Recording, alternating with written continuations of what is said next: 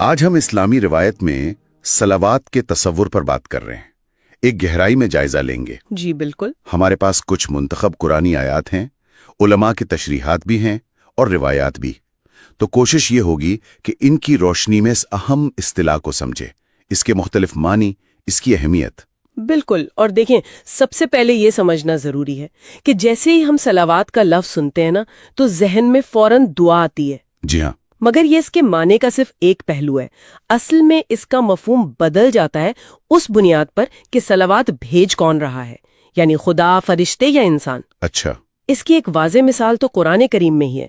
سورت الاحزاب آیت 56، ان اللہ وملائکتہ یصلون علی النبی، یا ایھا الذین آمنوا صلوا علیہ وسلموا تسلیما، یعنی بے شک اللہ اور اس کے فرشتے نبی پر درود بھیجتے ہیں، اے ایمان والو تم بھی ان پر درود بھیجو اور خوب سلام بھیجو۔ جی تو یہیں سے بات کھلتی ہے کہ فرق کیا ہے۔ ہاں، تو یہ فرق کیا ہے خدا کی صلوات اور جو انسان یا فرشتے بھیجتے ہیں اس میں؟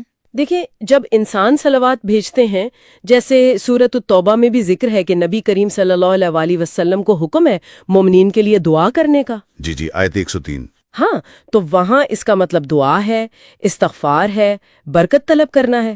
لیکن جب اللہ کی طرف سے صلوات کا ذکر آتا ہے، جیسے اسی سورۃ الاحزاب کی آیت میں، تو علماء کہتے ہیں کہ اس کا مطلب ہے رحمت کا نازل ہونا، برکت، تعریف۔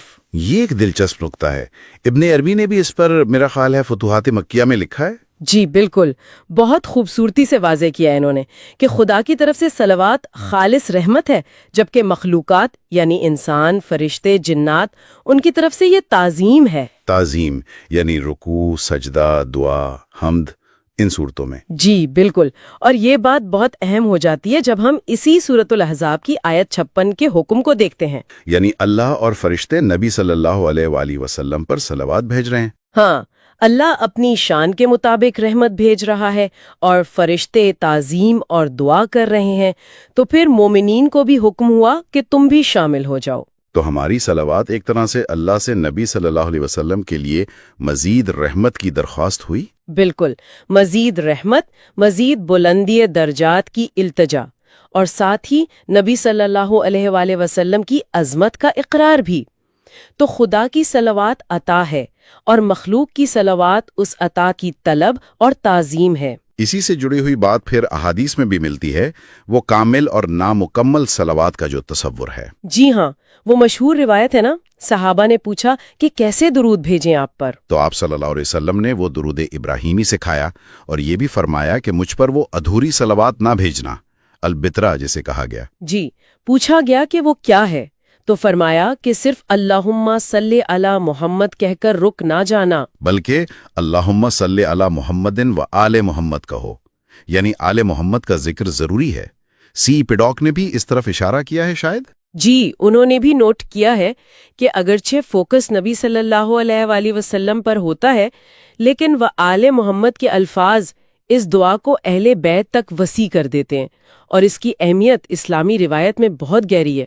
صحیح۔ اور اگر ہم اسی آیت یعنی سورۃ الاحزاب کی آیت 56 کے دوسرے حصے کو دیکھیں، وَسَلِّمُوا تَسْلِیمًا، اور خوب سلام بھیجو۔ جی، اس کی ایک آپ کہہ لیں باطنی یا گہری تشریح بھی ملتی ہے جو حضرت علی علیہ السلام سے منسوب ہے۔ اچھا، وہ کیا ہے؟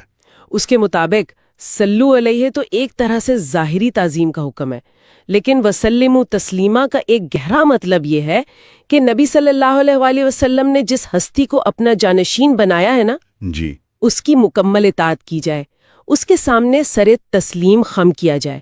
تو یہ اشارہ ہے کہ صلوات صرف زبان سے پڑھنا نہیں ہے، بلکہ اس کا تعلق ایک گہری وابستگی سے ہے، اطاعت سے ہے۔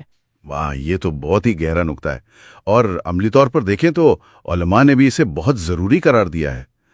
مالکی مکتبہ فکر کا آپ ذکر کر رہی تھی پہلے۔ جی، امام سیوطی نے نقل کیا ہے کہ مالکی علماء اس پر متفق ہیں کہ نبی کریم صلی اللہ علیہ وسلم پر صلوات بھیجنا ایک فریضہ ہے، اسلامی فریضہ۔ اور اس کی کوئی حد مقرر نہیں، تعداد یا وقت کی؟ نہیں، بالکل نہیں، یعنی یہ نہیں کہ دن میں اتنی بار پڑھ لیں یا بس، یہ ایک مسلسل عمل ہونا چاہیے، زندگی بھر ایک مستقل روحانی تعلق کی طرح۔ اور اس مسلسل عمل کا فائدہ بھی تو بھیجنے والے کو ہوتا ہے نا؟ अहादीस में इसका भी जिक्र है? जी हाँ, बहुत ताकीद है। हजरत अबू हुरैरा रदी अल्लाह ताला अन्हो से रिवायत है, फरमाया नबी करीम सल्लल्लाहु अलैहि वसल्लम ने, जो मुझ पर एक बार दुरूद भेजता है अल्लाह उस पर 10 रहमतें नाजिल फरमाता है। 10 रहमतें? जी। और एक और रिवायत में है कि फरिश्ते उस शख्स के लिए दुआ करते रहते हैं जब तक वो दुरूद भेजता रहता है। तो ये सिर्फ एक रस्म नहीं है, ये तो भेजने वाले के लिए भी मुसलसल रहमत और बरकत का जरिया है। बिल्कुल, एक जारी रहने वाला फैज है। सलावात का जो तसव्वुर है ना, वो सिर्फ मतलब कुछ अल्फाज दोहरा देना नहीं है। सही। ये इससे कहीं ज्यादा गहरा है।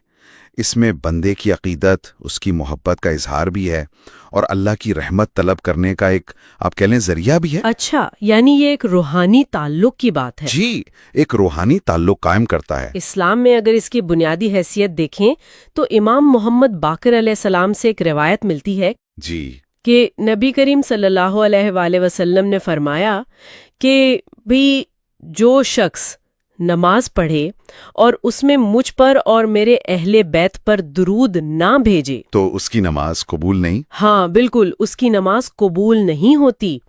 अहले बैत से मुराद नबी करीम सल्लल्लाहु अलैहि वसल्लम के घर वाले, उनकी आल औलाद हैं।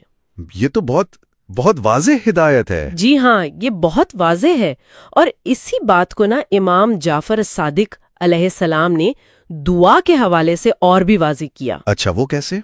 आप फरमाते हैं कि हर दुआ, जो भी दुआ मांगी जाए, वो आसमान पर रुकी रहती है, मुअल्लक रहती है, जब तक कि उसमें नबी करीम सल्लल्लाहु अलैहि वसल्लम और उनकी आल पर दुरूद न भेजा जाए। अरे, यानी दुआ की कबूलियत के लिए ये एक शर्त बन गई। बिल्कुल, एक लाजमी शर्त आप कह सकती हैं। इससे अहमियत का अंदाजा होता है। ये तो हुई मतलब उमूमी इस्लामी तनाजुर में बात। जी। लेकिन जब हम खास तौर पर इस्माइली रिवायत को देखते हैं तो वहां कुछ